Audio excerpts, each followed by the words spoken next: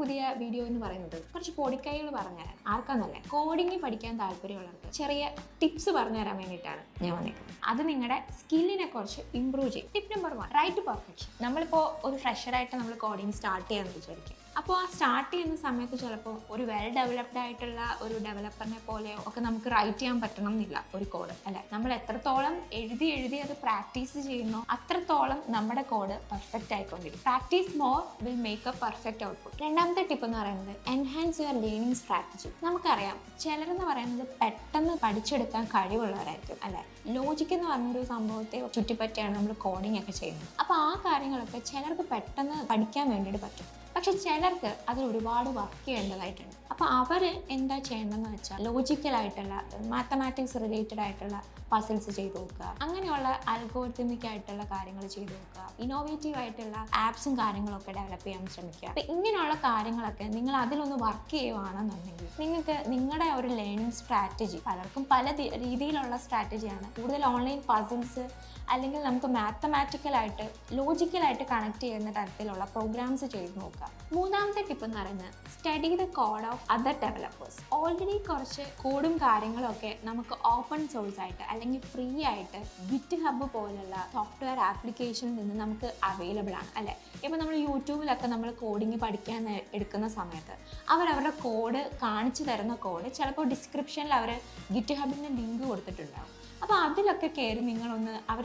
കൊടുത്തിരിക്കുന്ന ആ coding style, അവർ use ചെയ്തിരിക്കുന്ന തീംസും കാര്യങ്ങളും അതൊക്കെ ഒന്ന് നിങ്ങൾ നോക്കുക. അവർ ഒരു പ്രോബ്ലത്തിനോട് അവർ കൊടുത്തിരിക്കുന്ന അപ്രോച്ച് എങ്ങനെയാണ്. അപ്പോൾ നിങ്ങൾ നിങ്ങളുടെ കോഡിങ് സ്റ്റാർട്ട് ചെയ്യുമ്പോൾ തന്നെ ഈ ഉള്ള കാര്യങ്ങൾ ശ്രദ്ധിച്ചു പോവുകയാണെന്നുണ്ടെങ്കിൽ കോഡിങ് സ്റ്റൈല് തന്നെ ഒരു സ്റ്റാൻഡേർഡ്നെസ് കീപ്പ് ചെയ്യാൻ വേണ്ടിയിട്ട് നിങ്ങൾക്ക് പറ്റും. നാലാമത്തെ ടിപ്പ് എന്ന് പറയുന്നത് write readable code. Write readable code എന്ന് വെച്ചാൽ അതിൽ തന്നെ സ്പെസിഫൈ ചെയ്തിട്ടുണ്ട്. ഞാനിപ്പോൾ ഒരു കോഡ് എഴുതി വെച്ചിട്ടുണ്ട്, അത് വേറൊരു പ്രോഗ്രാമറിനെ ഞാൻ കാണിക്കുമ്പോൾ അയാൾക്കത് മനസ്സിലാവണം. അതാണ് ഒരു സ്റ്റാൻഡേർഡ്നെസ് കീപ്പ് ചെയ്യുക എന്നുകൊണ്ട് നമ്മൾ ഉദ്ദേശിക്കുന്നത്. അതായത് കോഡ് റീഡബിൾ ആയിരിക്കണം, നമുക്കതിനെ ഡീബക്ക് ചെയ്യാൻ എളുപ്പമായിരിക്കണം. ലോജിക്ക് ഇതാണ് ഉദ്ദേശിക്കുന്നത് എന്നുള്ള കാര്യങ്ങൾ പറഞ്ഞു കൊടുക്കുകയാണെന്നുണ്ടെങ്കിൽ അതിന് നമുക്കിപ്പോൾ ഓൾമോസ്റ്റ് എല്ലാ ലാംഗ്വേജിലും കമൻസ് നമുക്ക് എഴുതാനുള്ള ഒരു സ്പെസിഫിക്കേഷൻ നമുക്ക് പ്രൊവൈഡ് ചെയ്യുന്നുണ്ട്. എല്ലാ ലാംഗ്വേജസും കമൻസ് എഴുതുക എന്നുള്ളത് ഒരു ശീലമാക്കാൻ ശ്രമിക്കുക. പൈത്തണിൽ സം ഓഫ് ടു നമ്പേഴ്സ് എന്ന് പറഞ്ഞൊരു പ്രോഗ്രാം എഴുതുകയാണെന്നുണ്ടെങ്കിൽ ഓരോ കാര്യങ്ങളും എന്തിനാണ് നമ്മൾ കൊടുക്കുന്നത്. ഇപ്പോൾ എക്കകത്ത് ഞാനൊരു വാല്യൂ കൊടുത്തു, ബിക്കകത്തൊരു വാല്യൂ കൊടുത്തു, പിന്നെ അതിൻ്റെ സം കണ്ടു.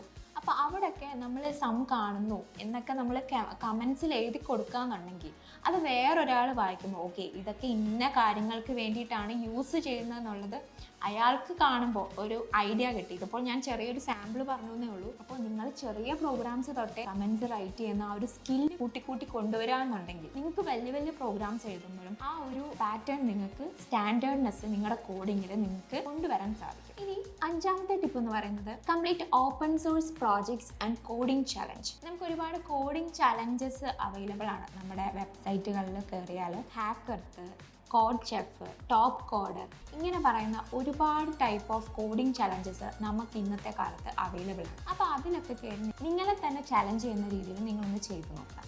അപ്പോൾ അത് ചെയ്യുമ്പോൾ തന്നെ നമുക്ക് ആ ഒരു ചലഞ്ച് നമുക്ക് ബ്രേക്ക് ചെയ്യാൻ പറ്റുമെന്നുണ്ടെങ്കിൽ നിങ്ങളോട് തന്നെ കൊടുക്കുന്ന ഒരു അപ്രീസിയേഷൻ ആണ്. ഇനിയും ഒരുപാട് ടിപ്സുകളുണ്ട് കേട്ടോ. പക്ഷെ ഇതൊക്കെ തന്നെ ഫോളോ ചെയ്താൽ തന്നെ നിങ്ങൾക്ക് ഒരു ബെസ്റ്റ് കോഡറായിട്ട് അല്ലെങ്കിൽ ഒരു ബെസ്റ്റ് പ്രോഗ്രാമറായിട്ട് മാറാൻ പറ്റും.